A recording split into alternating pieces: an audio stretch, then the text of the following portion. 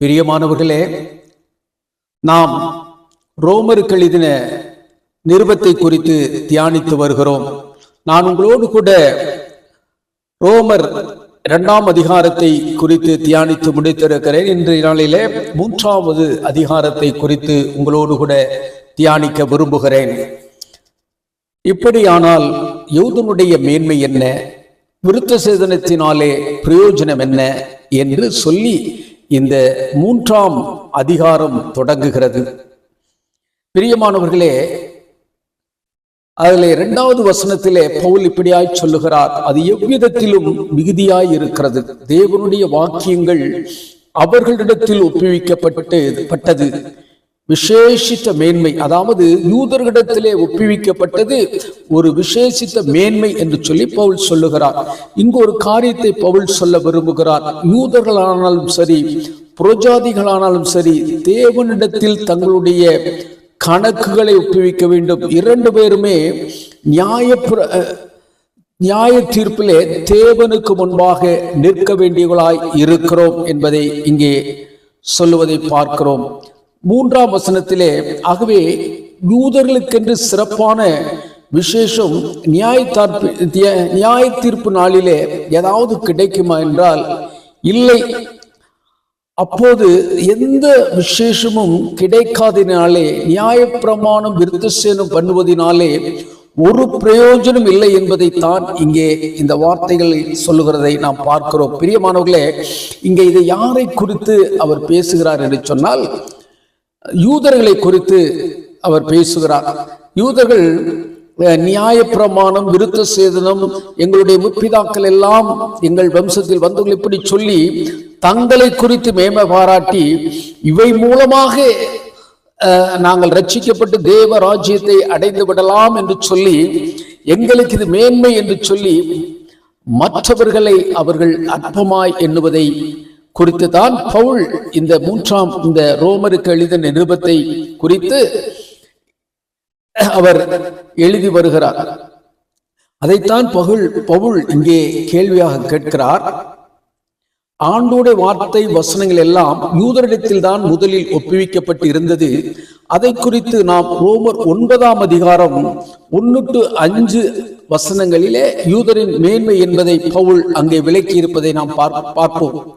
எனக்கு மிகுந்த துக்கமும் இடைவிடாத மனவேதையும் உண்டாயிருக்கிறது. நான் சொல்லுகிறது பொய்யல்ல, கிறிஸ்துவுக்குள் உண்மையை சொல்லுகிறேன் என்று பரிச ஆவிக்குள் என் மனசாட்சியும் இதை குறித்து சாட்சியாய் இருக்கிறது. மாம்சத்தின்படி என் இனத்தாராகிய என் சகோதரருக்கு பதிலாக நான் கிறிஸ்துவை விட்டு சபிக்கப்பட்டவனாக வேண்டும் என்று விரும்புவேனே. தன் இன மக்களாக யூதர்களை குறித்து பவுல் பேசுகிறார். அவர்கள் இஸ்ரவேலரே, புத்திர சுவிகாரமும் மகிமையும் உடன்படிக்கைகளும் நியாயப்பிரமாணமும் விருத்த சேதனும் தேவ ஆராதனைகளும் வாக்கு தத்தங்களும் அவர்களுடையதான், அதில் எந்த விதமான சந்தேகம் இல்லை. பிதாக்களும் அவர்களுடையவர்களே, மாம்சத்தின்படி கிறிஸ்துவும் அவர்களில் பிறந்தாரே. இவர் என்னென்றைக்கும் சோசரிக்கப்பட்ட சர்வத்துக்கும் மேலான தேவன், ஆமேன் என்று சொல்லி பவுல் அங்கே யூதனுடைய மேன்மையை குறித்து அங்கே பேசுவதை பார்க்கிறோம்.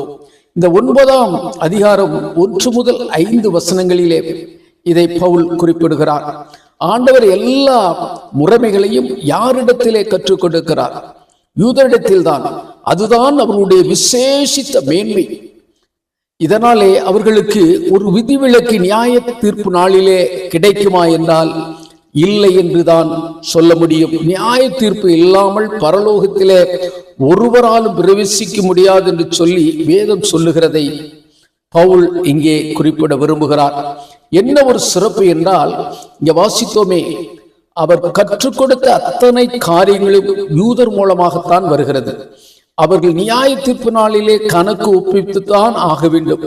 அவர்களுக்கு அந்த நாளிலே எந்த விதமான விசேஷ சலுகைகளும் காட்டப்பட மாட்டாது என்பதை நினைவுபடுத்தும் வகையிலே பவுல் இந்த காரியத்தை யூதரை குறித்து அங்கே குறிப்பிடுகிறார். 3ஆம் வசனத்திலே பவுல் குறிப்பிடுகிறார், சிலர் விசுவாசியாமல் போனாலும் என்ன, அவருடைய அவிசுவாசம் தேவனுடைய உண்மையை அவமாக்குமோ என்கிறார். அதாவது நீங்க விசுவாசிக்காமல் இருக்கிறதுனால தேவனுடைய உண்மை ஒருபோதும் அவமாக்கப்பட மாட்டாது என்பதை அங்கே ஆணித்தரமாக சொல்கிறார். யூதர்கள் சுவிசேஷத்தை ஏன் செய்கிறாங்க, என்ன செய்யறாங்கன்னா புறக்கணிக்கிறாங்க. அவங்க அதை அவர்கள் விசுவாசிக்க மாட்டேங்கிறாங்க. அந்த காலத்துல பவுல் சுவிசேஷம் அறிவித்த நாட்களிலே மெஜாரிட்டியான யூதர்கள் ஆண்டவரை சுத்தமாக விசுவாசிக்கல. விசுவாசிக்கிற யூதர்களும் நியாயப்பிரமாணம் விருத்தசேதனம் குறித்து மேன்மை பாராட்டி மற்றவர்களை அவர்கள் அற்பமாய் எண்ணுவதினாலே பவுல் இங்கே இந்த உங்களுடைய யூதர்களுடைய மேன்மையை குறித்து இங்கே பேசுகிறார்.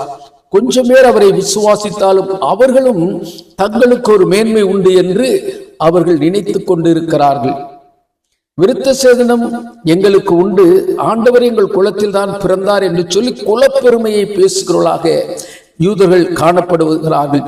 எங்கள் முற்பிதாக்கள் எல்லாம் எங்களை சேர்ந்தவர்கள் தான், ஆண்டவர் எங்களுக்கு நியாயப்பிரமாணத்தை கொடுத்திருக்கிறார் என்று தங்களுடைய குலப்பெருமையை பேசுகிறார்கள். யூதர்கள் இருப்பதை பவுல் காண்கிறார்.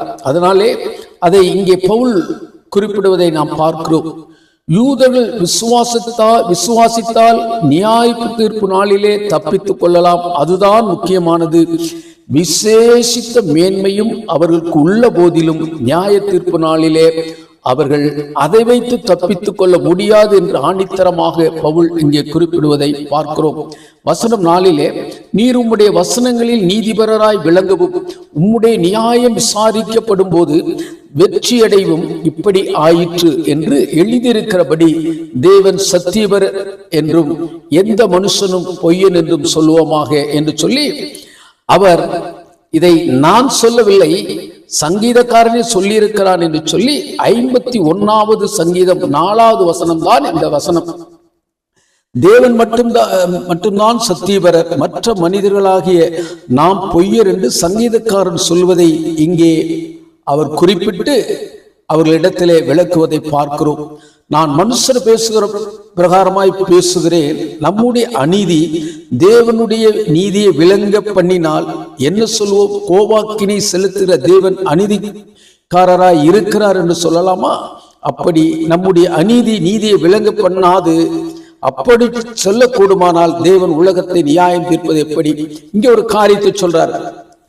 நம்முடைய அநீதினாலே தேவனுடைய நீதியை விளங்க பண்ண முடியுமா என்று கேட்கிறார். அப்படி நம்முடைய அநீதி தேவனுடைய நீதியை விளங்க பண்ணினால் தேவன் நியாயத்தின்படி எப்படி உலகத்தை நியாயம் தீர்ப்பார் என்று சொல்லி பவுல் இங்கே சொல்லுவதை பார்க்கிறோம். ஆகவே நம்முடைய அநீதி தேவனுடைய நீதியை ஒருபோதும் மாற்ற முடியாது என்பதை பவுல் இங்கு சொல்லுவதை பார்க்கிறோம். அன்றியும் என் பொய்யினாலே தேவனுடைய சத்தியம் அவருக்கு மகிமை உண்டாக விளங்கினது உண்டானால் இனி நான் பாவி என்று தீர்க்கப்பட மாட்டானே. இப்படிப்பட்ட காரியங்களால் அவருக்கு மகிமை உண்டாகாது என்று சொல்கிறார். அதாவது என்ன சொல்ல வருகிறார் என்று சொன்னால், ஏதோ ஒரு பொய்யை சொல்லி அதனாலே தேவனுடைய நாமம் மகிமைப்படும்படியான காரியங்கள் நடந்தால் அப்ப எதுக்கு நான் தான் பொய் சொல்லி திரியலாமே? அப்ப நான் ஒரு பாவி இல்லையே, நான் என்ன சொன்னாலும் பொய் சொன்னாலும் அது தேவனுடைய மகிமையாக இருக்கிறதே என்று சொல்லக்கூடும் அல்லவா? ஆகவே இப்படி நாம் எண்ணம் கொள்ளக்கூடாது என்று சொல்லுகிறார். இது எப்படி இருக்கிறது என்றால், நன்மையை பெற்றுக்கொள்வதற்கு தீமை செய்யலாமே என்று சொல்லலாமே என்பது போல் இருக்கிறது. சிலர் எங்களை அப்படி போதிக்கிறார்கள் என்று பவுல் எங்களை குறித்து மற்றவர்கள் சொல்லுகிறார்கள் என்று சொல்லி இங்கே சொல்லுகிறார். அப்படி போதித்தால் அவர்கள் மேல் வரும் ஆக்கினை தேவனுடைய நீதியாக இருக்கும். அவர்களுக்கு ஆக்கினை கண்டிப்பாக வரும். அதுதான் தேவனுடைய நீதி என்று சொல்லி இங்கே பவுல் சொல்லுவதை நாம் பார்க்கிறோம். அவர்களை பார்க்கிலும் நாங்கள் விசேஷித்தவர்களா?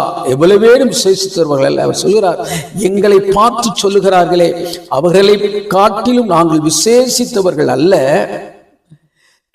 நாங்கள் ஆண்டவர் ஊழியத்தை நாங்கள் செய்து வருகிறோம். யூதர் கிரேக்கர் யாவரும் பாவத்துக்கு உட்பட்டவர்கள் என்பதை முன்பு திருசாந்த படித்தினோமே. என்று பவுல் இங்கே சொல்லுவதை பார்க்கிறோம். அதாவது நான் இந்த ரோமாபுரியில் கடிதத்தை உங்களுக்கு எழுதும்போது நான் இப்படி சொல்லவில்லை, நான் அதை திருஷ்டாந்தப்படுத்தி போதித்துக் கொண்டே வந்து கொண்டிருக்கிறேன் என்பதை முன்னமே அதை சொன்னேன், இப்பொழுதும் அதை சொல்லுகிறேன் என்றுதான் பவுல் இங்கே அவரிடத்திலே சொல்ல வருகிறார். அந்தப்படியே நீதிமான் ஒருவனாகிலும் இல்லை, உணர்வுள்ளவன் இல்லை, தேவனை தேடுகிறவன் இல்லை, எல்லோரும் வழி தப்பி ஏகமாய் கெட்டு போனார்கள், நன்மை செய்வர் இல்லை, ஒருவனாகிலும் இல்லை என்று சொல்லி சங்கீதம் 14:1-3 வசனங்களை இங்கே அவர் மேற்கோள் காட்டுகிறார். அவர்கள் தொண்டை திறக்கப்பட்ட பிரேத குழி, தங்கள் நாவுகளால் வஞ்சனை செய்கிறார்கள் என்று சொல்லி சங்கீதம் 9 வசனத்தை இங்கே குறிப்பிட்டு காட்டுகிறார். அவளுடைய உதடுகளின் கீழ் பாம்பின் விஷம் இருக்கிறது. சங்கீதம் 143 ஆண்டவர் இங்கே சொல்லுகிறார். 14 வசனம் அவர்கள் வாய் சபிப்பினாலும் கசப்பிலும் இருந்திருக்கிறது. இது சங்கீதம் 10:7 வசனமாக இருக்கிறது. 15 வசனம் அவர்கள் கால்கள் ரத்தம் சிந்தி தீவிரிக்கிறது, அவர்கள் கண்களுக்கு முன்பாக தெய்வ பயமில்லை என்று எழுதியிருக்கிறது. இது ஏசாயா 59 அதிகாரம் 7-8 வசனங்களை இங்கே பழைய ஏற்பாட்டில் இருந்து பவுல் சுட்டிக்காட்ட விரும்புகிறார். ஏனென்று சொன்னால் இப்படிப்பட்ட செய்கைகளை உடையவர்கள் எப்படிப்பட்டவர்கள் என்பதை பழைய ஏற்பாட்டிலே ஏற்கனவே சொல்லப்பட்டிருக்கிறதை இங்கே பவுல் எடுத்து சொல்லி அவர்களிடத்திலே இதை விளக்க விரும்புகிறார். பவுல் இப்படி சொல்லிவிட்டு சொல்கிறார், மேலும் வாய்கள் யாவும் அடைக்கப்படும்படிக்கு உலகத்தார் யாவரும் தேவனுடைய ஆக்கினை தீர்ப்புக்கு ஏதுவானவர்களாகும்படிக்கும் நியாய பிரமாணம் சொல்லுகிறதெல்லாம் நியாய பிரமாணத்துக்கு உட்பட்டு இருக்கிறவர்களுக்கே சொல்லுகிறது என்று அறிந்திருக்கிறோம். நியாய பிரமாணம் மற்றவர்களுக்கு அல்ல, யூதர்களுக்கு மட்டும்தான் என்று சொல்லி இங்கே பவுல் சொல்லுவதை பார்க்கிறோம்.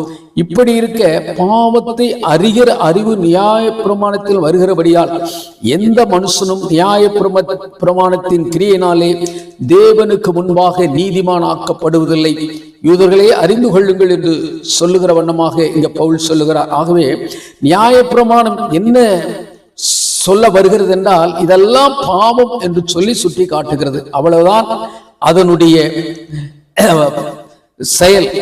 அதனாலே ஒருவனும் தேவ சமூகத்துக்கு முன்பாக நீதிமானால் ஆக்கப்பட முடியாது.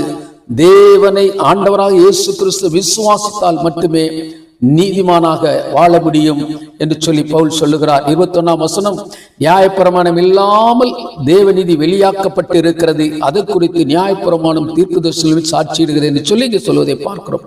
அதாவது என்ன சொல்லுகிறதுனா, நியாயப்பிரமாணம் இல்லாமலே தேவநீதி வெளிப்பட்டு இருக்கிறது, அதை குறித்து தீர்க்கதரிசி மூலமாகவும் சொல்லப்பட்டு இருக்கிறது, அதை நியாய பிரமாணமும் சாட்சியிடுகிறது என்று சொல்லி பவுல் சொல்லுகிறார்.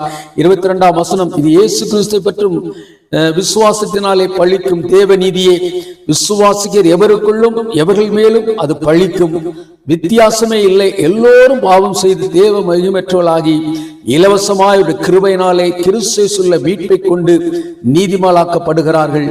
கிறிஸ்துவினுடைய இரத்தத்தை பற்றும் விசுவாசத்தினாலே பலிக்கும் கிருபாதார பலியாக தேவன் கிறிஸ்துவை ஏற்படுத்தினார் என்று பவுல் சொல்லுகிறார்.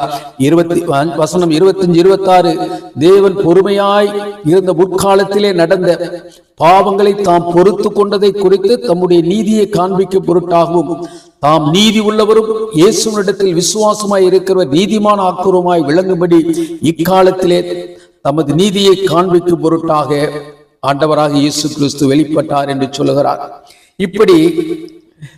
இப்ப தெரிந்திருப்பீர்கள் என்ற தொனியிலே மேன்மை பாராட்டல் எங்கே? அது நீக்கப்பட்டது. எந்த பிரமாணத்தினாலே அது நீக்கப்பட்டது? கிரியா பிரமாணத்தினாலா அல்லது விசுவாச பிரமாணத்தினாலேயா? ஆதலால் மனுஷன் நியாய பிரமாணத்தின் கிரியைகள் இல்லாமல் விசுவாசத்தினாலே நீதிமானாக்கப்படுகிறான் என்பதை நீங்கள் புரிந்து கொள்ள வேண்டும் என்று சொல்லி பவுல் இங்கே விளக்கி சொல்லுகிறார். தேவன் யூதருக்கு மாத்திரமா தேவன்? புறஜாதிகளுக்கும் தேவன் அல்லவா? ஆம், புறஜாதிகளுக்கும் அவர் தேவன்தான். விருத்த சேனம் உள்ளவர்களை விசுவாசத்தினாலும் விருத்த சேனம் இல்லாதவர்களை விசுவாசத்தின் மூலமாயும் நீதிமானாக்கிற தேவன் ஒருவரே, அவர்தான் ஆண்டவராக இயேசு கிறிஸ்து. அப்படியானால் விசுவாசத்தினாலே நியாய பிரமாணத்தை அவமாக்குறோமா? அப்படி அல்ல, நியாய பிரமாணத்தை நாம் நிலைநிறுத்துகிறோம். ஆண்டவரை விசுவாசிப்பதினாலே, அவராலே ரட்சிப்பு உண்டு என்பதனாலே, அவரை விசுவாசித்தால்தான் மனிதன் நீதிமானாக்கப்படுவான் என்பதனாலே அந்த நியாய பிரமாணத்தை நாம் என்ன செய்யறோமா? நிலைநிறுத்துகிறோம். யூதர்கள் நாங்கள் நியாய பிரமாணத்தை பெற்றவர்கள், விருத்த சேதனம் பண்ணிக்கொண்டவர்கள், ஆபிரகாம், ஈசாக்கு, யாக்கோபு என்னும் முற்பிதாக்கள் எங்களை சார்ந்தவர்கள் என்ற பெருமை பாராட்டுவதனாலே ஒரு பிரயோஜனம் இல்லை. இவை ஒன்றும் நியாயத்திற்கு உதவாது. ஆண்டவராக இயேசு கிறிஸ்துவை விசுவாசித்தால் மட்டுமே நித்திய ஜீவன் உண்டு என்று சொல்லி பவுல் இங்கே இந்த 3ஆம் அதிகாரத்தை முடிக்கிறார். பிரியமானவர்களே, நம்முடைய வாழ்க்கையிலும் நாம் அனுதினம் வார வாரம் நம் ஆலயத்துக்கு சொல்லுகிறோம், சுவிசேஷத்தை கேட்கிறோம், எல்லாவற்றையும் சொல்கிறோம். ஆனால் ஆண்டவரை விசுவாசித்து அவருடைய வாழ்க்கையில நாம் நடக்காமல் போனால், நாம் ஆலயத்துக்கு செல்வது, ஆலயத்திலே நாம் பல்வேறு பொறுப்புகளில் இருப்பது, ஆலயத்திலே நாம் முதன்மையாக எல்லாவற்றிற்கும் முன்னாலே இருப்பது, இவையெல்லாம் நமக்கு மேன்மையான காரியங்களைப் போல தோன்றினாலும் அவைகளால் நமக்கு ஒன்றும் பிரயோஜனப்பட மாட்டாது.